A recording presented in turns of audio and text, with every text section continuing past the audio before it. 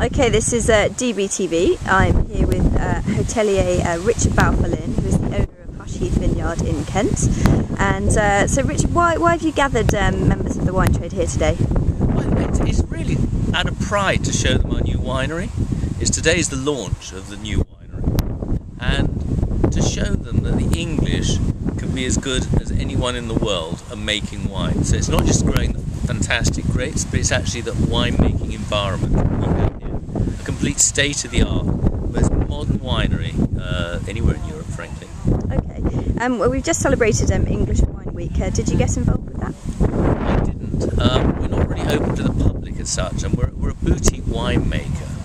And so, realistically, you know, most people, where our wine has been celebrated, is getting into BA and getting onto the P&O launch of the new Adonia. So I think we've participated in the sense that a number of the English sort of major nationals or flag carriers, if you like BA and P&O, are working with us. Sure. And getting that BA listing for your 07 vintage, it must have felt like a real time.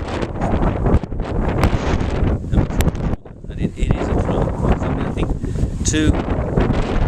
for a national carrier with so many international clientele, the opportunity of such an enormous range of people to try an English product is fantastic. I mean, what will be the challenge is how it reacts at high level, because actually at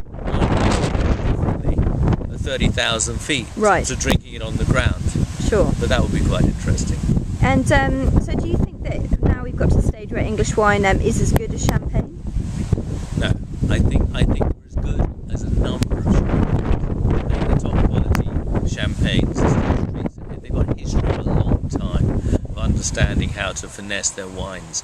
I think that a lot of champagne, though, in the middle bracket, if you like, has suffered and isn't as good a quality, and it's in that area that English wines can really compete. Okay, and you're about to release a still rosé on the market in the Chardonnay. Can you talk me through those two?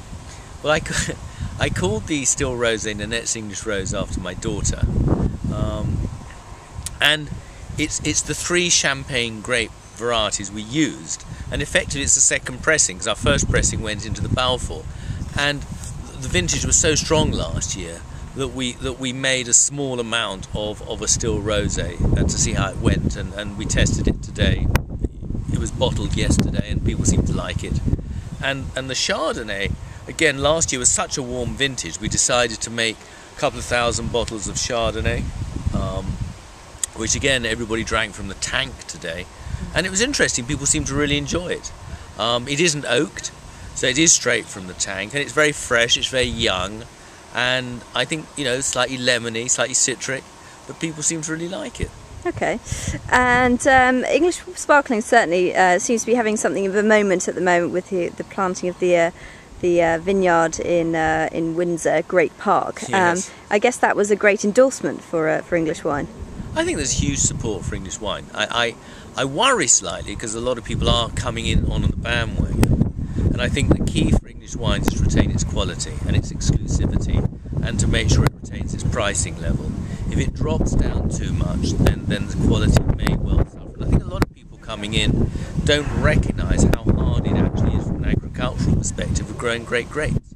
It's hard work, and you have to be absolutely dedicated. You have to have very dedicated people working with you to do that. But I think if we can do that, I think it's a huge opportunity for English wines in the sparkling area. As I said earlier, the new world, because of the warmth, produces too much alcohol, it's too strong, it's too powerful to make a great champagne. And I think therefore for English sparkling wines we have a real opportunity to compete with the French. Sure, and finally, what are your kind of aims for Hush Heath and Balfour Brut going forward? Simply to be the best.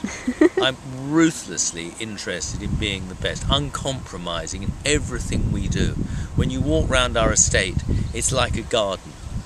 The whole place is absolutely beautiful and totally cared for, totally looked after, and it's every little bit that goes into making a great drink. There's no one thing that makes it, there's no formulaic one thing that makes a great drink. It's a whole series of lots of little things, and I think when you walk around the estate, you walk around the vineyards, you walk around the apple orchards and the gardens and the winery, everything says to you, this is cared for, this is loved. And so we simply want to be the best in the rosé field.